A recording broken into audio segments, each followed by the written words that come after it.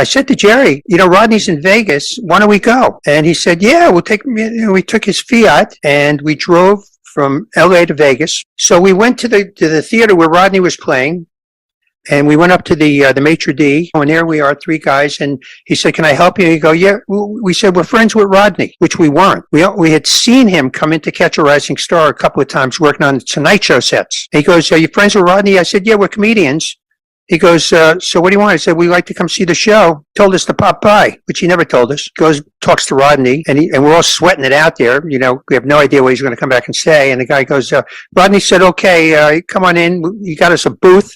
We didn't have any money to tip the guy. And he goes, Rodney wants to see you guys after the show. So we saw Rodney. He was unbelievable. After the show, we go back to see Rodney. And he's looking at us, goes, he has no idea. Like, what are you guys? What's going on here, man?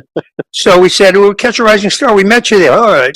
So he just accepted that. And then he goes, come on, I'll take you out to dinner. We go to a Chinese restaurant. The waiter comes over and says, okay, Mr. Dangerfield, what would you like? And Rodney goes, let's start with some matzo ball soup. We're in a Chinese restaurant, and he orders a matzo ball soup. This is just absolutely hysterical. So the waiter goes, okay, obviously he'd done this before. Chinese waiter goes out and goes to the deli, which is next door, and gets matzo ball soup and brings it back into the Chinese restaurant. And then we all ate, and Rodney goes, where are you guys staying tonight? And we said, we're going back. How come? We don't have any money. And Rodney lost his mind. He goes, how the F could you come out to Vegas with no money with us? You're out of your friggin' minds. So he said, I'll tell you what, if you want, I have an extra room, my manager. I get a room for me and one for my manager. I'll give you my manager's room. And then he says, whatever you do, don't screw me on the phone calls, long distance calls.